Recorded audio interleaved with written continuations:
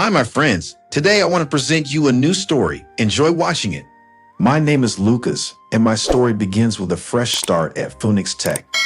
The first day of any new job is always a mix of excitement and anxiety, and my first day was no exception.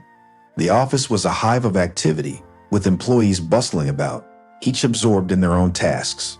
The scent of fresh coffee permeated the air, mingling with the faint hum of computers and the occasional burst of laughter from the break room. I was introduced to my new team during the morning briefing.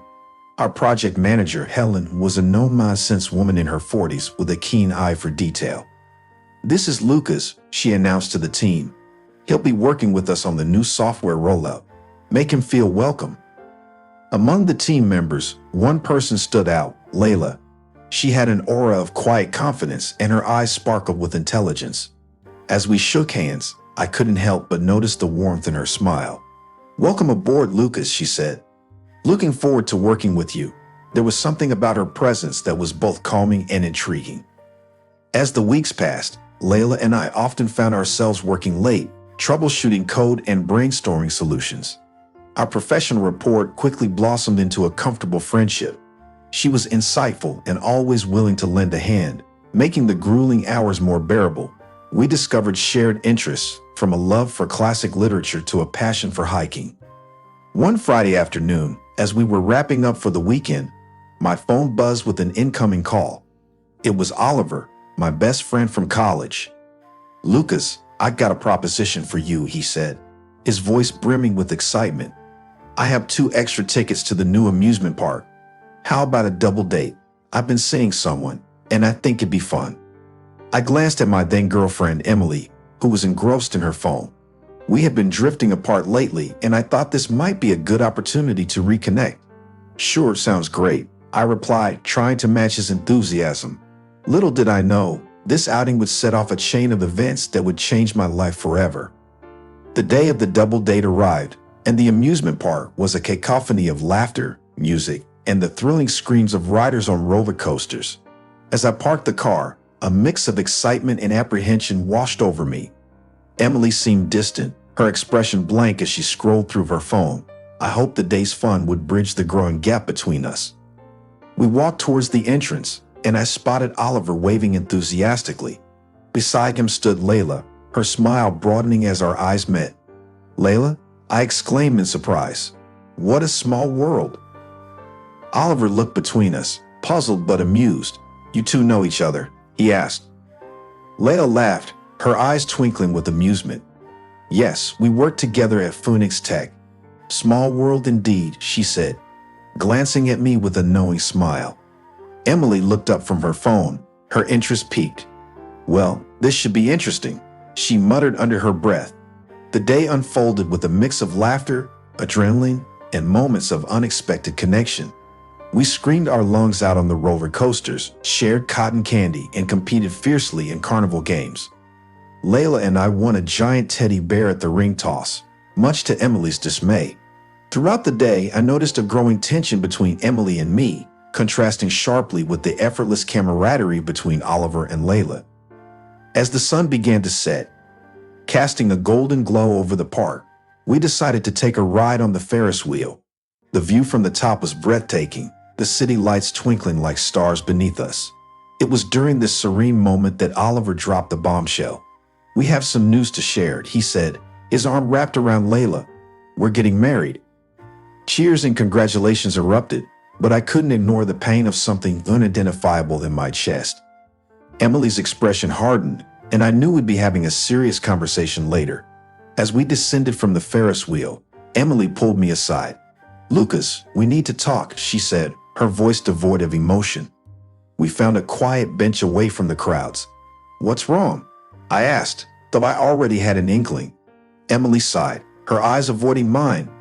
"Lucas, I don't think we're headed in the same direction." Seeing Oliver and Layla so happy, it made me realize that I don't see a future for us.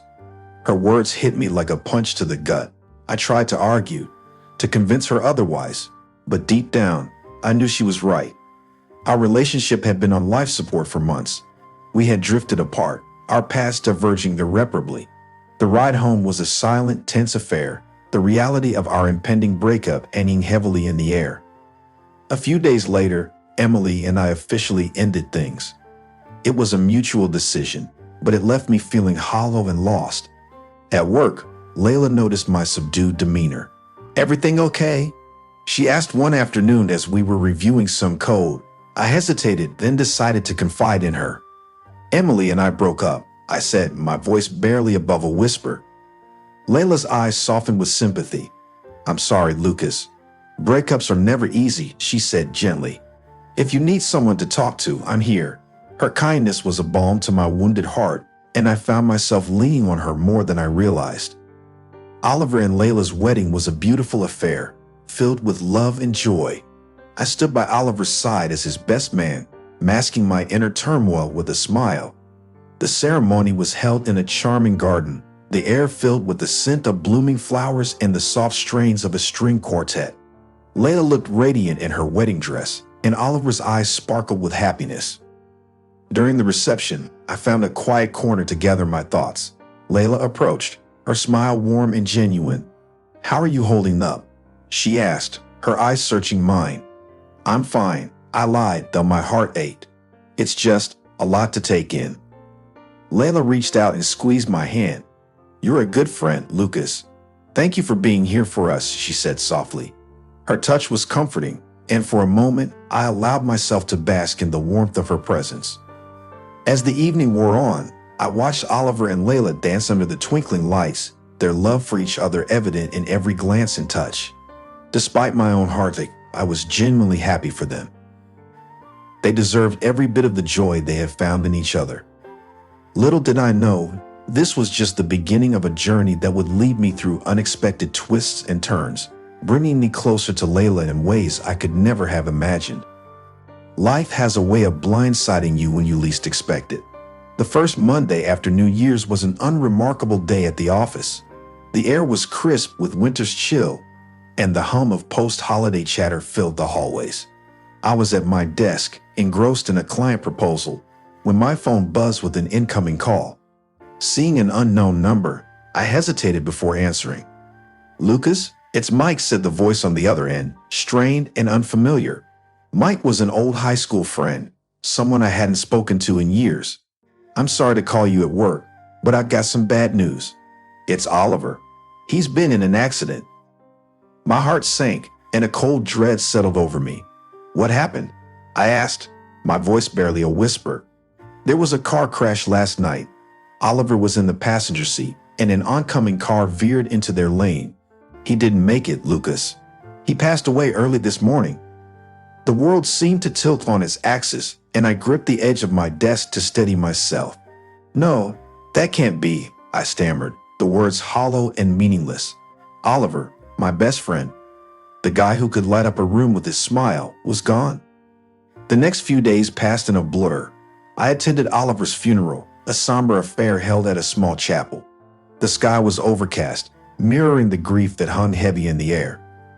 Layla stood at the front, composed but pale, her eyes red from tears.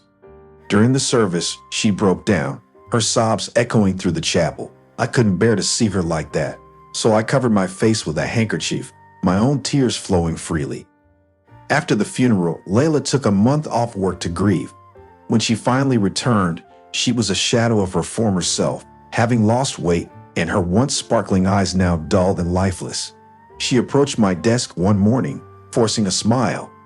"Thanks for all the emails, Lucas. Sorry for worrying you," she said softly. "Don't mention it," I replied, my voice thick with emotion. "I'm just glad to see you back. If you need anything at all, I'm here." As the weeks went by, I couldn't shake the image of Layla's hollow expression. I started sending her emails every night, simple messages asking if she was eating properly or getting enough sleep. She often replied with short but appreciative notes, thanking me for my concern. One evening, I decided to call her. "Hey Layla," I began, trying to keep my tone light. "A few of us from work are going out for dinner. We'd love for you to join us." There was a pause, then Layla sighed. "I don't know, Lucas. I'm not really up for socializing." "Please," I insisted. "It'll do you good to get out, even if it's just for a little while." After a long silence, she finally agreed. Okay, I'll come, but don't expect too much from me. We met at a cozy little restaurant near the office. Layla picked at her food, but seeing her eat even a little was a relief. On the way home, we walked together through the quiet, moonless streets. The cold air seemed to sharpen the silence between us. Lucas, Layla began, her voice trembling. Do you ever wonder why things like this happen? Why someone like Oliver had to be taken from us? I didn't have an answer, so I simply said, I do, all the time. But I think what matters is how we remember him and how we live our lives in his honor.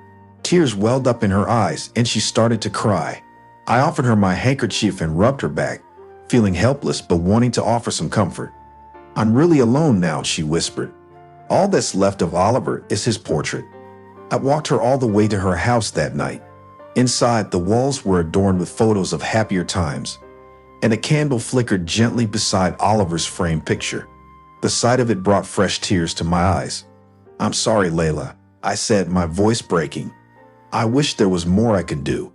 You've already done so much, she replied, her voice soft but steady.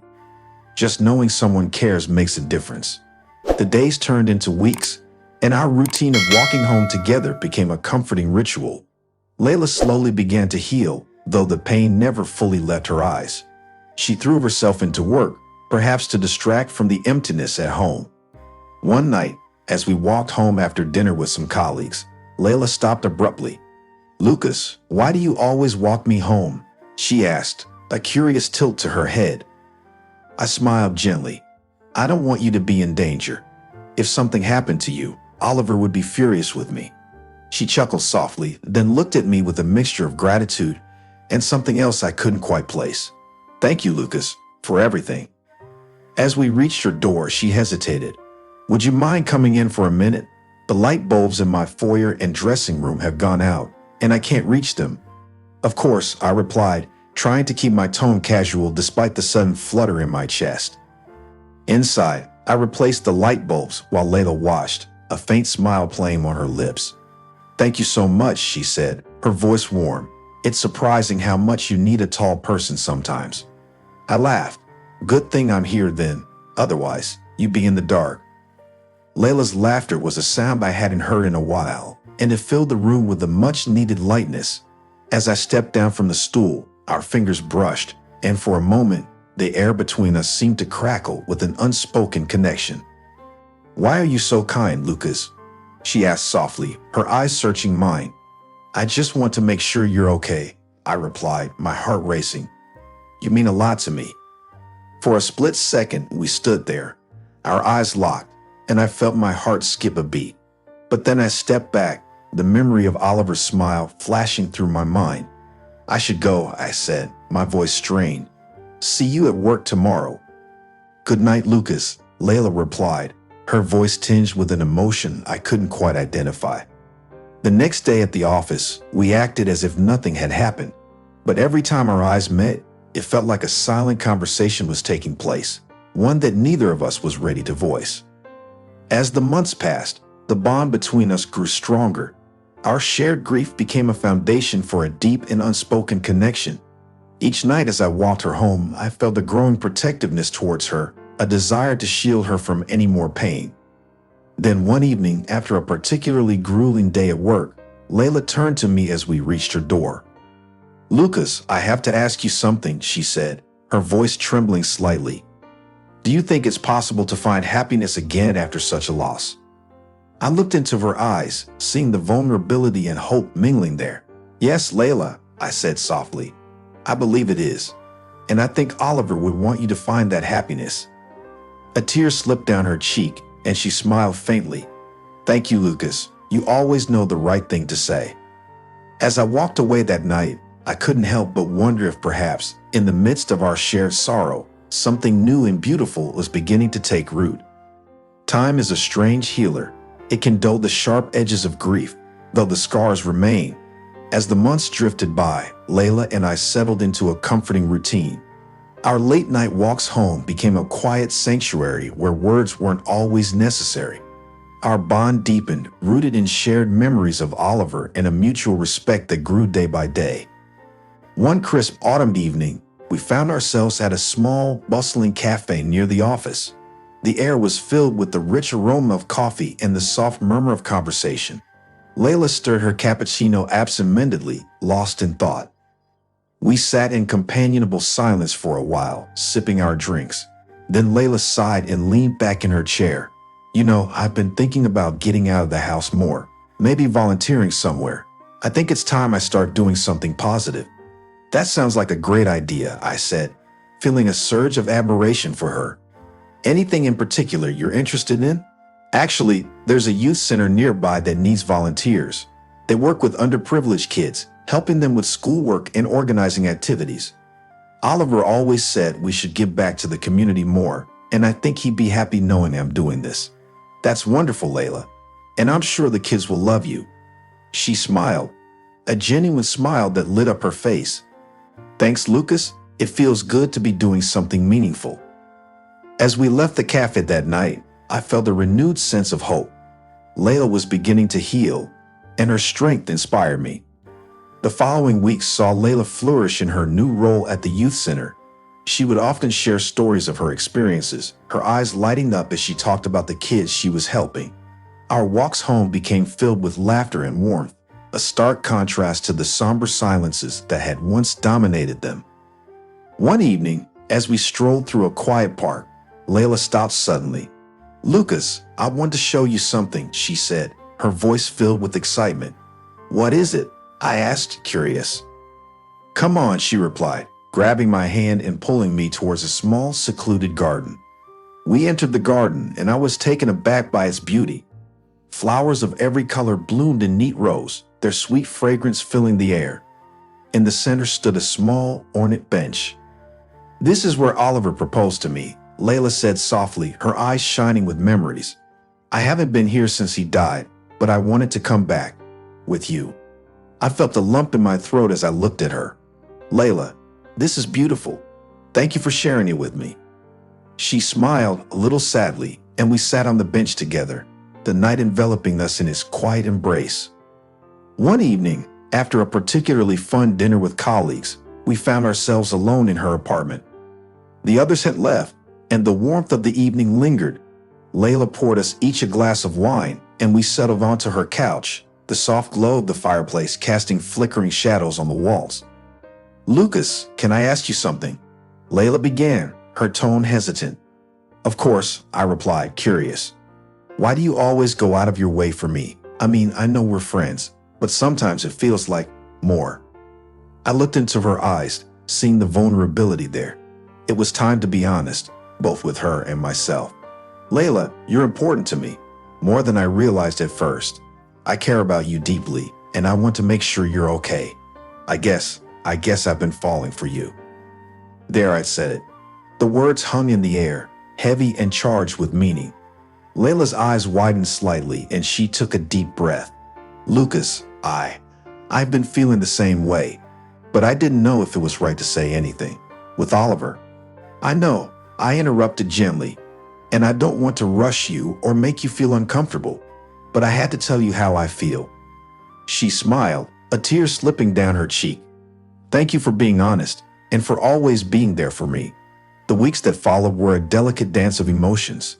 Layla and I continued our nightly walks and shared dinners, but there was an added layer of intimacy, a quiet acknowledgement of the feelings we both harbored. One night, as I was walking her home after dinner, the air between us seemed to hum with unspoken words. As we reached her door, she turned to me. Come in for a minute. I need to change another light bulb, and I can't reach it. I smiled, nodding. Of course. Inside, I replaced the light bulb, and as I stepped down from the stool, our fingers brushed again. This time, the air between us crackled with unspoken emotion. Without thinking, I pulled her into a hug, holding her close. Lucas, she whispered, her voice trembling. I'm scared of moving on, scared of forgetting him. You won't forget him, Layla. He'll always be a part of you, and I'll be here, every step of the way. As winter tightened its icy grip on the city, Layla and I found solace in the warmth of our companionship. I needed Oliver's blessing. One cold Saturday morning, I bundled up in my warmest coat and made my way to the cemetery. The sky was a heavy, oppressive gray, threatening snow or worse. The air was bitterly cold, stinging my cheeks and numbing my fingers despite my gloves. I found Oliver's grave easily. As I stood before the headstone, a sense of purpose washed over me. Oliver, I began, my breath visible in the frigid air. It's Lucas. I hope you can hear me wherever you are. The wind picked up slightly, rustling the bare branches of the nearby trees. I took a deep breath, gathering my thoughts. I know this might seem strange, me talking to your grave like this, but I need to say this out loud to you. Layla and I, we've grown close. I've been by her side through her grief, and in that time, I've come to care for her deeply, more than just as a friend. I paused, my heart pounding in my chest. The clouds above seemed to darken, the sky growing even more ominous. Oliver, I love her, I said, my voice barely above a whisper. And I promise you, I will take care of her. I'll protect her and cherish her, just as you would have. But I need to know that it's okay, that you're not angry or hurt by this.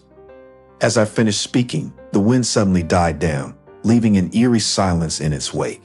I bowed my head, closing my eyes and waiting for some sign, some indication that Oliver had heard me. Then it began. The first hailstone struck the ground with a sharp crack, followed by another and another. Within moments, a full-blown hailstorm had descended upon the cemetery, the icy pellets hammering the earth with relentless force. I looked up, shielding my face with my arm, and couldn't help but think of the tempest as a response to my plea. I stood there, bracing myself against the onslaught, feeling the cold seep through my clothes. The hailstorm was intense, as if nature itself were expressing Oliver's tumultuous emotions. I couldn't move, rooted to the spot by a mixture of fear and determination. I took the storm as a sign that my words had been heard, that Oliver's spirit was present, acknowledging my heartfelt promise. After what felt like an eternity, the hail began to subside. The icy pellets gave way to a gentle snowfall, soft and quiet. I looked around, the cemetery now blanketed in a pristine layer of white, and a profound sense of calm washed over me. I knelt before Oliver's grave, brushing away the accumulating snow with my gloved hands. "Thank you, Oliver," I whispered. "I promise I will always honor your memory and take care of Layla."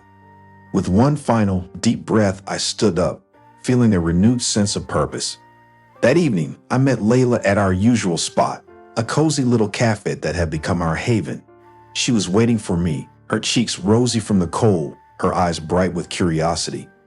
"Lucas, you look like you've been through something," she said, concern lacing her voice as I sat down across from her.